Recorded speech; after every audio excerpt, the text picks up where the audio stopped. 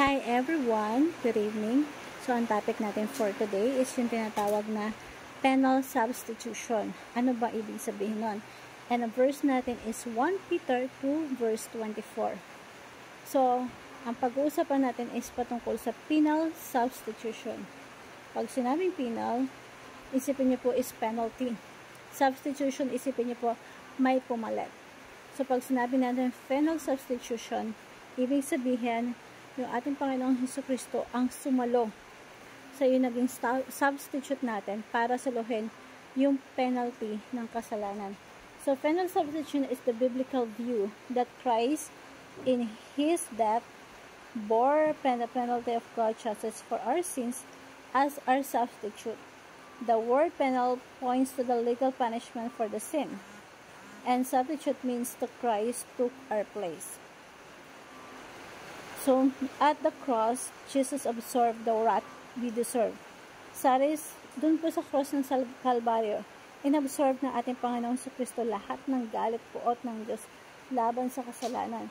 Sa kasalanan na ating mga ginawa. So, at the cross, Jesus Christ absorbed the wrath that we deserve, satisfying divine justice and securing our forgiveness. He was treated as a sinner, so that we could be treated as righteous. So, tinuring siyang makasalanan upang tayo ay ituring na matuwid.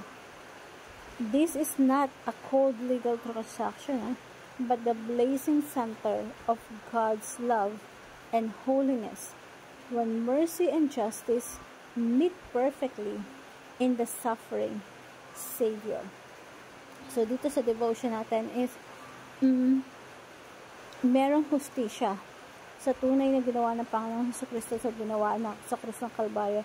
And itong devotion na to is talagang kailangan tumatak sa puso natin. Palambutin ng ating mga puso at matunaw sa pagmamahal ng Diyos na ipinakita niya na ating Panginoong Jesucristo nung namatay siya sa krus para ma-save tayo sa mga kasalanan. At magdulot to ng mas malalim pagsamba at pagpapasalamat sa ating Panginoong Jesucristo. Dahil minahal niya tayo ng lubusan to the point of dying on the cross. Kinuha niya lahat ng ating kasalanan at inabsorb niya ang galit at puot ng Diyos sa kasalanan. At inako ng Diyos. Kaya siya yung sumupo, nagdusa dun sa krus ng Calvario. So, sinasabi ng unang sa 1 Peter chapter 2 verse 24, He Himself bore our sins in His body on the cross. Yung kasalanan natin, yan, on the cross. Yung kasalanan natin, kinuha ng Panginoon Jesucristo, pinasan ng Panginoon dun sa krus ng Calvario. Kaya yung tanong natin sa devotion is, gaano kabigat ang ating kasalanan? Gaano kabigat ang ating mga kasalanan? Kasi sobrang bigat na walang ibang makakapasan nito kundi ang ating Panginoong Jesucristo. Kinakailangan ng Diyos na magkataong tao para pasanin ang ating kasalanan. Ganun kabigat.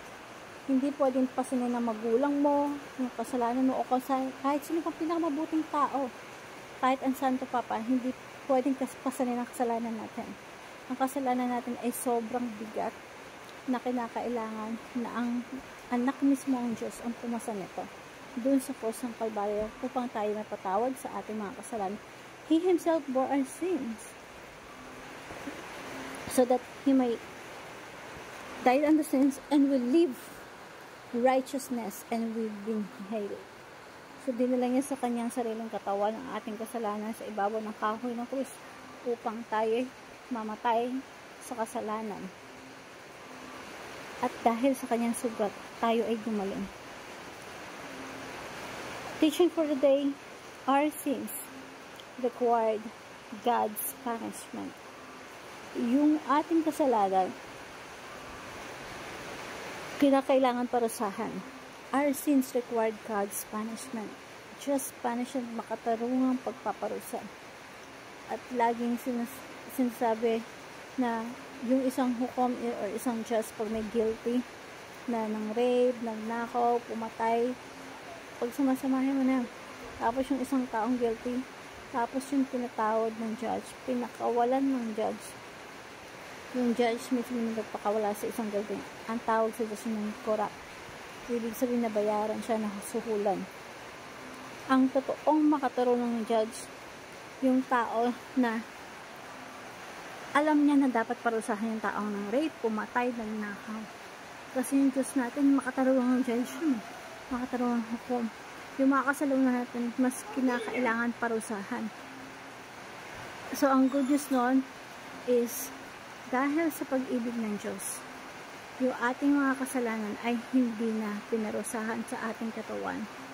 Ngunit, pinarusahan pa rin sa katawan ng ating Panginoong Jesucristo. And point number 2, our sins were punished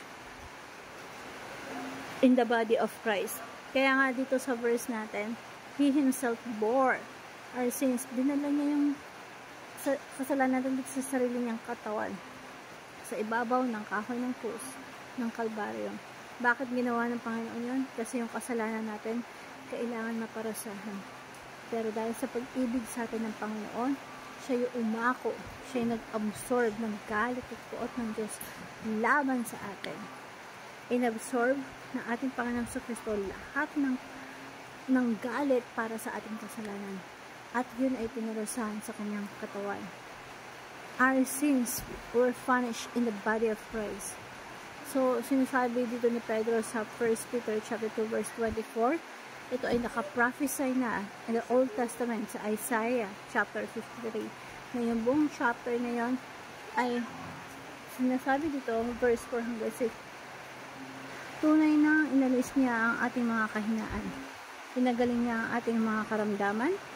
Subalit, ang nakala natin parusa ng Diyos sa Kanya. Ngunit dahil sa ating mga kasalanan, kaya siya ay nasugatan. Siya ay binugbog dahil sa ating kasamaan.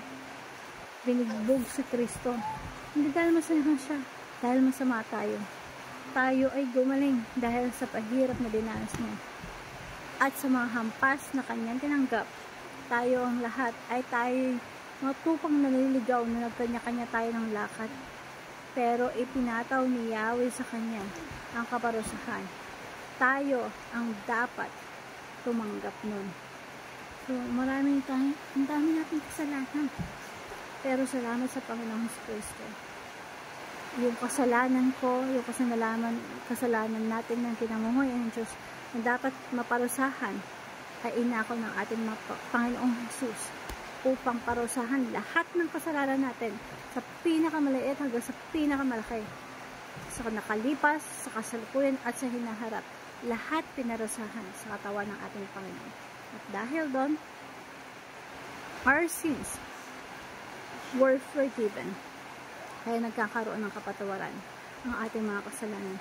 Hindi tayo basta pinatawad lang, kundi yung kasalanan natin pinarusahan pa rin sa katawan ni Kristo. That's why nagkaroon ng kapatawaran. And at the same time, yung pagiging makatarungan ng Diyos ay nanatili. Hindi siya naging corrupt.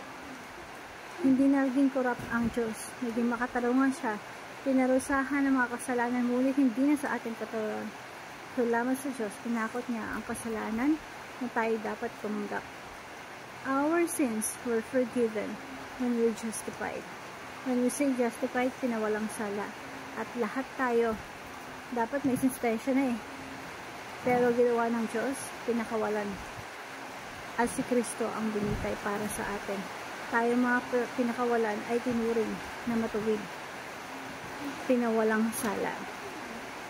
Kaya sinasabi sa 2 Corinthians chapter 5 verse 21, God made Him, Jesus Christ, who had no sin, to be sin for us.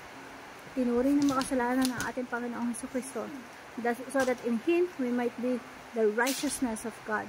Upang sa pamamagitan ng ating Panginoong Jesucristo, tayo maturing na matuwid sa harapan ng Diyos. Para sa ating kapakanan, ginawa niya may kasalanan na siyang hindi nagkakakilala sa kasalanan upang sa kanya tayo'y maging katuwiran ng Diyos.